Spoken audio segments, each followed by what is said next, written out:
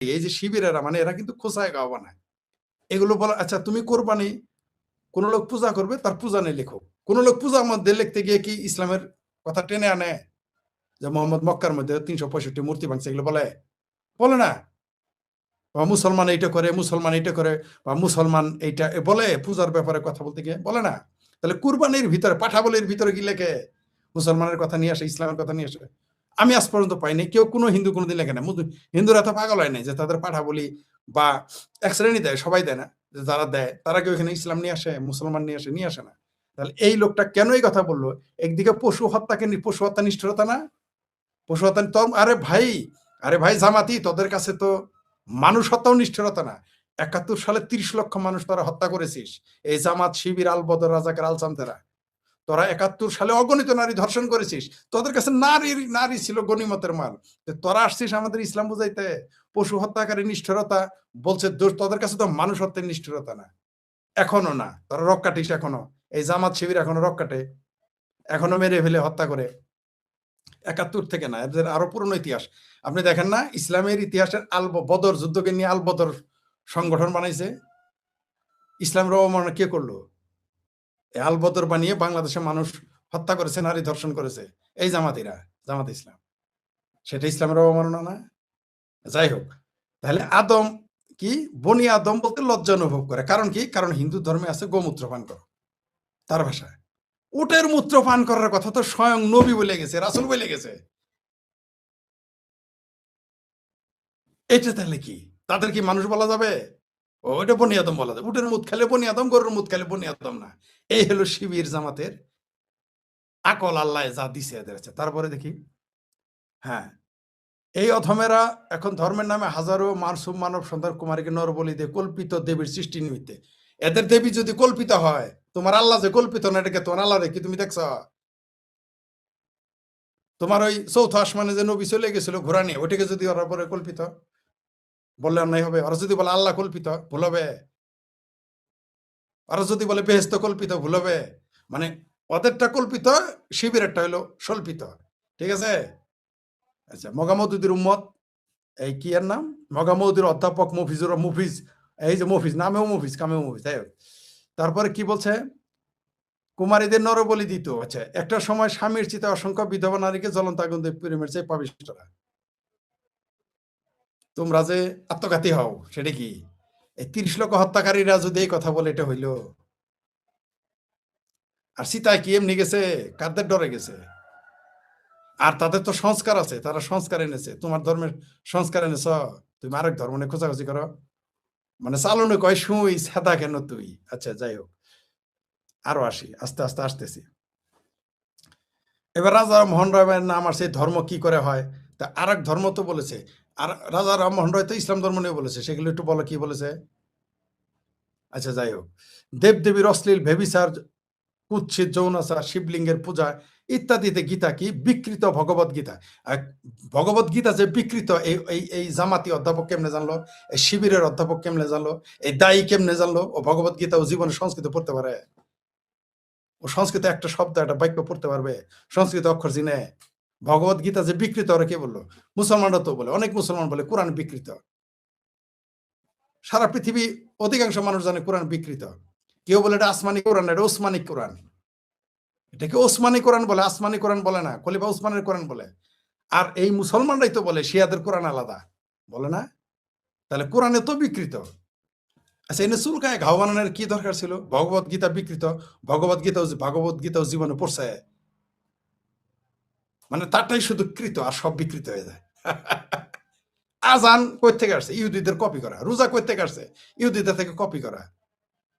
কে না জানে এটা? আর কয় বিকৃত, ওগুলো বিকৃত। তারা যেটা করবে সব কৃত। আজ পর্যন্ত কোন মুসলমান, কোন ফেরকার মুসলমান আরেক মুসলমানকে মুসলমান মনে করে? সে আদের মুসলমান মনে করে এরা। কিন্তু এরা আসছে ভগবত গীতা বিকৃত। জীবনে কিন্তু ভগবত গীতার সংস্কৃত বই সে দেখে নাই। আরে ভাই, লক্ষ লক্ষ আমার পরিচিত হিন্দুদের মধ্যে ৯৫% সংস্কৃত বেদ চোখে দেখে নাই। আমার পরিচিত যত হিন্দু আছে এর মধ্যে ডক্টরেটও আছে, অশিক্ষিত আছে, মানে কোন রকম পড়ালেখা জানে 5 পাস তারা আছে। ভগবত এই মূল মূল বেদ, মূল ধর্মগ্রন্থ সংস্কৃত চোখেই দেখে নাই। অনুবাদ পড়ে, বাংলা অনুবাদ, যারা উচ্চশিক্ষিত একটু এডুকেটেড হিন্দুদের মধ্যে মানে কি বলে একটু যারা আশরাফ শ্রেষ্ঠ হয়ে গেছে তারা আবার ইংরেজি অনুবাদ পড়ে। কিন্তু সংস্কৃত পড়ে না। ১২ বছর ১৫ বছর ইংরেজি শিখে কিন্তু সংস্কৃত ১২ মাসে সংস্কৃত শিখবে না। হ্যাঁ, ১২ বছর ইংরেজি শিখে। সে ইংরেজি শিখায়, সে ইংরেজি অনুবাদ পড়ে। কিন্তু সংস্কৃত মূল বই পড়ে না। যাই হোক সেটা অন্য বিষয়। তো এই তারাই পড়ে না, হিন্দুরাই পড়ে না। এই শিবিরের সুধীর ভাই কেমনে জানলো ভগবদ্গীতা বিকৃত? যাই হোক। তারপরে কি আছে? আবার লেখছে সকল ধর্মপণ্ডিতের নিকট গ্রহণযোগ্য জাকির নায়েক মানে জোকার নালায়েক। এরা হলো জোকার নালায়েকের গ্রুপ। জোকার নালায়েক এদের কাছে অনেকে। জোকার নালায়েককেই তো কাফের খোদ দেওবন্দ ফতোয়া দিয়েছে। এই জোকার নালায়েকের উদাহরণ দিতেছে। ঠিক আছে? ওই ভারতে জাকির নায়েককে ওয়াজ করতে দিত বলে বাংলাদেশে তো মুসলমান ওয়াজ করতে দেয় না। এই জোকার নালায়েককে যারা দেওবন্দপন্থী সকলে তারা কাফের ফতোয়া দিছে। দেওবন্দ থেকে ফতোয়া নিয়ে আসেন। সে তারা নিয়ে আসছে সর্বজন মওদুদিরও অনেকে কাফের মনে করে। কিন্তু এখানে আসছে জোকার নালায়েককে নিয়ে আসছে উদাহরণ দিতে। ওই যে কোট আর পায়জামা পড়ছে এই জন্য। যাই হোক। রেজাল্ট এই যে চরমনাই পীরকে বলুক যে সে তার ফতোয়া দিক তার পক্ষে। দেখি কওমি মাদ্রাসার একটা ছাত্র জাকির নায়েককে মুসলমান মনে করে ফতোয়া দেওয়া আছে সে কাফের। যাই হোক তারপরে আসি। কুরবানি ও গোহত্যা বিষয়ে তার আলোচনা আমাদের দৃষ্টি কোরবানি আর গোহত্যা জোকার নালায়েকের তথ্য আমাদের কাছে জানতে হবে। জোকার নালায়েক বাংলাদেশের সবচেয়ে বড় দুনিয়ার সবচেয়ে বড় পণ্ডিত। ওরকম বায়াস্ট পৃথিবীতে যদি ওরকম তুরস্ক এবং পাকিস্তানের গোয়েন্দা সংস্থা এবং টাকা থাকে ওরকম জাকির নায়েক আমরা পয়দা করতে পারি। ওরকম জাকির নায়েক আমরা পয়দা করতে পারি। ওই বালসাল জাকির নায়েকের আমরা কম বুঝি না। ওর ডাক্তারি সার্টিফিকেট ওর রেজাল্ট দেখে তো এত সব বুঝে। ওর ডাক্তারি রেজাল্টের সার্টিফিকেটটা দেখেন। ওর মার্কস কত আমরা জানতে চাই। কবে ডাক্তারি করছে তার সম্পর্কে আমরা জানতে চাই। ওই দাঁতের ডাক্তার জাকির নায়েক, এই জোকার নালায়েক সবকিছু বুঝে। আসেন না লাইভ টিভিতে আসতে বলেন। আর আসিফ মহিউদ্দিন আছে না যারা আপনার ইন্টারমিডিয়েট পাস বলে গালি দেন এই যে বাংলাদেশে বাংলা মুসলমান আসিফ মহিউদ্দিনের সাথে জাকির নায়েককে বসায় দেন। ইন্টারমিডিয়েট পাস আসিফ মহিউদ্দিন মুইতে দিব জাকির নায়েক মুইতে দিবে আপনাদের মহাপণ্ডিত আপনাদের নয়া ডিজিটাল নবী জোকার নালায়েক। আমি চ্যালেঞ্জ করলাম আসিফ মহিউদ্দিনের সাথে বসতে বলেন জোকার নালায়েক জাকির নায়েককে পেশাব করে দিবে জাকির নায়েক। আর বিরাট বড় পণ্ডিত সর্বজন পদ্ধতি। এই হইল অবস্থা। বিরাট বড় পণ্ডিত। আমার কাছে পরে আইসেন। আগে আসিফ মহিউদ্দিনের সাথে বসতে বলেন। যারা গালি দেন আপনারা ইন্টারমিডিয়েট পাস বলে গালি দেন তার সাথে যান। বসতে বলেন। কত ধানে কত জ্বালা আসিফ মহিউদ্দিন বুঝাই দিবে। আর মুফতি ইমরান বিন বশিরের সাথে তো প্রশ্নই আসে না। মুফতি ইমরান বিন বশিরের একটা লোমের ওই যে আমার পোলার রহমান মুফতি ইমরান বিন বশির। আপনারা টিভিতে দেখেন না মুফতি ইমরান বিন বশির ও আমার পোলার রহমান বয়স। ওই মুফতি ইমরান বিন বশিরের লগে যখন নাগার বসতে হবে ওর কাপড় চোপড় থাকবে না। মুফতি ইমরান বিন বশির ইসলাম সম্পর্কে যেটুকু জানে জোকার নালায়েক তারা ১০০ ভাগের ১ ভাগ জানে না। ওই নিজের ঘরে বসে খুব পণ্ডিতি করা যায়। বসতে বলেন। নিজের চ্যানেল, নিজের লোক, নিজের মিডিয়া সব নিজের। টাকা তুরস্কের, টাকা মিডল ইস্টের, পাকিস্তানের মিডিয়া নিজের ওগুলো আমাদের দিয়ে দেখেন। আরে ভাই আমাদের শুধু ইউটিউব চ্যানেল খায়েন না। আমাদের শুধু কথা বলতে দিয়েন। দুধ কা দুধ পানি কা পানি করে ফেলবো। যাই হোক এবার শিবির কি বলছে দেখি। এদের কুরবানি বিষয়ে আল্লাহ তৌহিদের নজর দেবে। যাই হোক কোরবানির ইতিহাস আচ্ছা মানে কোরবানি তাদের কাছে খুব ভালো। একটা মানুষ স্বপ্নে দেখছে যে আমার পোলারে জবাই করতে হবে। কত বড় মেন্টাল হইলে এটা সম্ভব নিজের পোলারে জবাই করতে যায়। এরা নাকি এমন নবী হয়। এখন আমার গালাগালি শুরু করবেন। আমি জানি আপনি যেটা ওই যে ওদের গালি দিলেন যারা বলি দেয় সমস্যা। আপনার একটা সমস্যা না? আপনি স্বপ্নে দেখছেন কেউ আপনারে কইছে। স্বপ্ন দেখছেন কেউ আপনারে কইছে পোলারে জবাই করতে হবে। আর আপনি নিয়ে গেলেন পোলারে জবাই করতে। এটা মানসিক রোগী ছাড়া সম্ভব না। আচ্ছা যাই হোক পরে আসি আরো। তোমাদের জাতির পিতা ইব্রাহিম এটা আরেক ঠাড়া মারা মিথ্যা কথা। এই যে লেখছে কোরআনের আবার সূরায়ে হজর উদাহরণ দিছে। তোমরা তোমাদের জাতির পিতা ইব্রাহিম মিল্লাতের উপর প্রতিষ্ঠিত থেকো যিনি তোমাদের মুসলমান নামে অভিহিত করেছেন। আপনি লামা জাহাবি যে কোনো মৌলবীরা বলেন এক্ষুনি আপনি ফোন করেন কাউকে। লামা জাহাবি যে কোনো মৌলবী বলবে জাতির পিতা ইব্রাহিম নয় হযরত আদম। তাহলে এখানে লেখছে এটা বাটপারি। আচ্ছা আমি তো ইসলাম কিছুই বুঝি না। মানায় নিলাম আমি কিছু বুঝি না। রাজ্জাক বিন ইউসুফ, মৌলানা মহসিন সব তো ডক্টরেট। রাজ্জাক বিন ইউসুফ তো অবশ্য ডক্টরেট না। মৌলানা বাশার ওই যে আরেক বাশার আর কি মানে লামা জাহাবি বাশার কি হায়াত বিন বাশার নাকি ফাশার কি যেন নাম যে ৫০০ খণ্ড কোরআন শরীফের ৫০০ খণ্ড বানাইতেছে তফসির। তাদের জিজ্ঞেস করে লামা জাহাবির একটা আলেমকে বলেন তো ইব্রাহিমকে জাতির পিতা মানে কিনা। এখানে কিন্তু লেখছে শিবির। এরাও কিন্তু আবার ওদের পক্ষে কাজ করে। তারপরে এখানে দেন উল্টা পাল্টা লিখছে। যাই হোক ইব্রাহিম আলাইহিস সালাম নমরুদের ভয়াল আগুনে নিক্ষিপ্ত হলেন যুবক বয়সের হকের দাওয়াত। মানে সে করলে হক, অন্য করলে বেহক। ৪০ দিন পর্যন্ত বিবাহ দাও দাও ৪০ দিন পর্যন্ত নাকি আগুনে পুড়ছে। একটা মানুষের ৪০ দিন আগুনে পুড়ছে আর সে কিছু হয় না, এই গপ্পকে বিশ্বাস করবে? এই যে এখানে লিখছে শিবিরের পেজ ২১ ঘন্টা আগে লিখছে যে তাকে ৪০ দিন আগুনের মধ্যে পুরায় রাখছে, তার কিছু হয় নাই। এই গপ্পকে বিশ্বাস করবে? এটা গপ্প না। ওই হিন্দুদের দেবতা দেবী এগুলো কল্পিত, এগুলো তো কল্পিত, ঠিক আছে। তো তোমার এটা গপ্প কারা মানবো? পৃথিবীর ৫ বছরের বাচ্চারা যদি জিজ্ঞেস করেন যে ৪০ দিন আগুনের মধ্যে কোনো মানুষকে রাখছে সে পুরে নাই, এটা কোনো ৫ বছরের বাচ্চা কোনো পাগলও বিশ্বাস করবে না। কিন্তু এখানে সেটা বিরাট, তারটা ঠিক আছে। ওই যে ডিমের আলী ৩টায় বেচবে ৫টায় বেচবে না, জামাল বিরা পাগলা। শিবির এখন জামাল বিরা পাগলা হয়ে গেছে। যাই হোক, নিজের বেলায় টনটনা। আচ্ছা, তারপরে সেখানে বয়ে বয়ে আঙ্গুর খাইছে। ওইখানে ওই ৪০ দিন আগুনের মধ্যে বসে বসে আঙ্গুর খাইছে। আরো কত কিছু ভাগ্যের সঙ্গে হুর পরি আনে না, এটা হলো কপাল। যাই হোক, তারপর কি আছে? হ্যাঁ,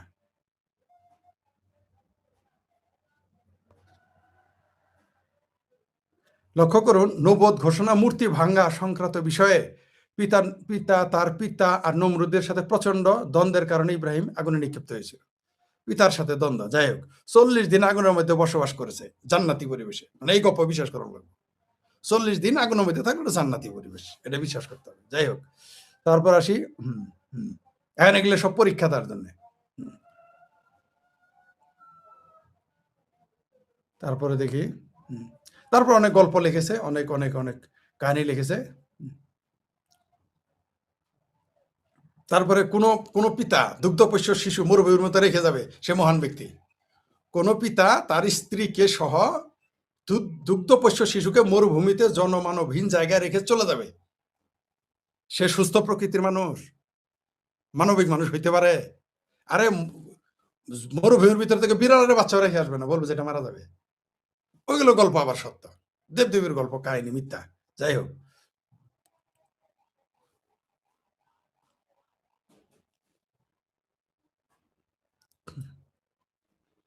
মানে এরকম মানে লম্বা লম্বা গীত গাইছে আর কি, একেবারে লম্বা লম্বা গীত, যে গীতে হ্যাঁ। তারপরে তারে জবাই করতে গেল, দেখলো যে একটা দুম্বা ওইখানে বা ভেড়া ওইখানে পড়ে আছে। কয় গপ্প করবি করবি, মিশা হাতে গেলি, মিশা হাতে না গেলে গপ্প হইলো। আমি জানি আমার এটা শোনার পর অনেকে ক্ষিপ্ত হয়ে যাবে, নইলে কিছু করার নাই। আচ্ছা, তারপরে দেখি। তারপরে এইখানে যা আছে, কোরবানির গোস্ত কোথায় পৌঁছায়, ও আরেকটা আছে, বলা হয়েছে এখানে অনেক লম্বা, তো অনেক বড় গরুর রচনা লিখেছে, কোরবানির রচনা। যাই হোক, সে লিখেছে যে দেখতে হবে, ইসলামে নাকি আছে যে কুরবানি দিলে সেটা দেখতে হবে, এটা ইসলাম। অর্থাৎ জবাই করবে পশু, সেটা দেখতে হবে, এ পার্শ্ববিকতা দেখতে হবে, এটা ইসলাম। এটা সেখানে বুঝাইছে। পৃথিবীর কাছে কি মেসেজ যাবে? কি মেসেজ যাবে? যে তুমি কোরবানি দিবা নিজের হাতে, তারপর আবার ওইগুলো সবাই মিলে দেখবা, ঘরের পরিবার পরিজন। নবী নাকি আয়েশাকে বলছে, আয়েশা তুমি আসো, আয়েশা তুমি এগুলো দেখো, রক্তপাত হইতেছে এটা দেখো। আমাদের স্বাস্থ্যমন্ত্রী কি বলেছে? আমাদের স্বরাষ্ট্রমন্ত্রী কি বলেছে? বা অন্যান্য মন্ত্রী কি বলেছে? বা অন্যান্য মানুষ কি বলে? যে শিশুদের সামনে কোনো কিছু হত্যা করা, সেটা মানসিক সমস্যা তাদের জন্য হয়ে যাবে। সে হয় ভয় পেয়ে যাবে, নাহলে পাষণ্ড হবে। তবে কি কোরবানি পাষণ্ডতা শিক্ষা দেওয়ার জন্যই করা হয়? যেহেতু তারা বলতে দেখতে হবে, ওইটা আবার আপনাকে একটা গরু জবাই করতেছে, ওটা আপনাকে দেখতে হবে। আর ভাই, আমরা গাছের পাতা ছিঁড়তে ১০ বার চিন্তা করি। মানে সবাইরে কষাই হইতে হবে, বর্বর হইতে হবে, প্রশিক্ষণ নিতে হবে। গরু জবাই করার মাধ্যমে মানুষ জবাই করার প্রশিক্ষণ নিতে হবে। বিষয়টা কি এই? যদি তাই হয় তাহলে ২ খান কথা আছে। যেটা বলতেছিলাম, এই যে শিবিরের পেজ থেকে তাদের মনের মাধ্যমে মিশিয়ে ইসলাম, কুরবানি প্রভৃতির ব্যাখ্যা তারা দিল। এগুলো কি ইসলাম? যদি ইসলাম হয় তাহলে বিশ্বের কাছে কি মেসেজ গেল? তবে ওই যে রানা ফার্মেসির কথা বললাম মিরপুরের, সেইখানে ওই প্রতিবাদ দেখে একজন দাড়িওয়ালা দেখলাম, সে বোঝা গেল প্র্যাকটিসিং মুসলমান। আমার মতো দাড়ি ছাড়ে না, মোসালা না, ঠিক আছে? ওটা দাড়িওয়ালা এবং তরুণ একটা হবে, তার নামটা আমার ওইটা বের করতে পারতেছি না এখন। দেখলাম সে প্রতিবাদ করেছে যে এই যে এটা লিখেছে রানা ফার্মেসিতে, যে হিন্দুদের গরুর তাজা মাংসের দাওয়াত থাকলো, তাকে জেলে দিতে হবে, সাম্প্রদায়িক সম্প্রীতি নষ্ট করার জন্য তাকে জেলে দিতে হবে। নিঃসন্দেহে সে অপরাধ করেছে এবং বাংলাদেশের ভাবমূর্তি সে ক্ষুণ্ণ করেছে, ইভেন মুসলমানের ভাবমূর্তি ক্ষুণ্ণ করেছে। যে মুসলমানটা বলেছে যে রানা ফার্মেসিতে লিখেছে তাজা গরুর মাংসের দাওয়াত থাকলো, তাকে গ্রেপ্তার করা হবে। এই মুসলমান কিন্তু ইসলাম মুসলমান বাংলাদেশের চেহারাটা ভালোভাবে পৃথিবীর কাছে উপস্থাপন করেছে। এরকম কমপক্ষে ১০০ জন মুসলমানের বলা উচিত ছিল যে এটা ঠিক হয় নাই। আমি একজনকেই পেলাম। তার কথাতে ইসলাম মুসলমান বাংলাদেশের ইজ্জত মুখ রক্ষা হয়। কিন্তু যে মুসলমানটা লেগেছে তাজা গরুর মাংস হিন্দুদের দাওয়াত দিলাম, তাজা গরুর মাংস খাওয়ার, তার কথা কিন্তু ইসলাম, মুসলমান এবং বাংলাদেশ ৩ টাই খাটো হয়েছে। আপনারা অন্য আমার কথায় দ্বিমত থাকতে পারেন। এই কথায় কি দ্বিমত আছে? একটা মানুষ যখন তার বর্বরতা দেখাবে, উচ্ছৃঙ্খলতা দেখাবে, আপনি যদি বলেন সে তো প্রকৃত মুসলমান, এই কথা খাটবে না। আমি যখন কোনো অপরাধ করব পৃথিবীতে, আমার পাসপোর্টটা বাংলাদেশী, আমার নাম শেখ ফরিদ, মানে মুসলমান, জাতীয়তা বাঙালি, মানে আমি জাতিতে বাঙালি, দেশে বাংলাদেশী, কাগজপত্রে আমি মুসলমান। আমার যে কোনো কাজ এই ৩ জায়গায় প্রভাব পড়বে। প্রথমে বাংলাদেশী পাসপোর্ট, তার জন্য বাংলাদেশের উপরে প্রভাব পড়বে। যে বাংলাদেশের মানুষ এরকম, ভালো করলে ভালো পড়বে, খারাপ করলে খারাপ পড়বে। তেমনি বাঙালি এরকম খারাপ হয় বলবে, ভালো কাজ করলে বলবে বাঙালি ভালো করে। তেমনি নাম যেহেতু মুসলমান লেখা, পাসপোর্টে তো বদলাই নেই আমি, তাই না? আমার পাসপোর্ট তো আর বদলায় নেই, কেউ তো আর বদলায়। আমরা পাসপোর্টে তো নাস্তিক লেখা যায় না, লেখা যায়? আপনারা যত এবার নাস্তিক লিখে দেন, পাসপোর্টের মধ্যে নাস্তিক লিখে দেন দেখি, পারেন কিনা আপনারা? সেটা কিন্তু পারবেন না। যাই হোক, তাহলে আমি মুসলমান, তাহলে আমি কোনো কাজ কি হবে? মুসলমানের বিরুদ্ধে চলে যাবে। আর যদি আমি ভালো কাজ করি, দেখেন আমি ভালো কাজ করলাম আমি ভালো বিদেশে, ওইখানে কিন্তু আমার বাপের নাম হবে না, বলবে বাংলাদেশিরা ভালো। আমি যদি ভালো কাজ করি, কোনো হিন্দু, খ্রিস্টান, বৌদ্ধ, ও কিন্তু বলবে না নাস্তিক ভালো কাজ করছে, বলবে মুসলমান ভালো, আমার ভালো কাজ দেখে এটা বলবে। অথবা আমার ভালো কাজ বাঙালি বাবু বা বাঙালিরা ভালো হয় বলবে। খারাপ হলেও ঠিক তাই হবে। তাহলে যেগুলো বলেন, লিখেন, হিসাব করে বলবেন। কথা বলার আগে, লিখার আগে যে শিবির পোস্ট দিয়েছে, ভাগবত গীতা বিকৃত, তোমার কোরআন যে বিকৃত না তুমি কেমনে জানলা? হাদিস যে বিকৃত খোদ মুসলমানেরাই বলে, মানে চালনে বলে সুই, সেদা কেন তুই।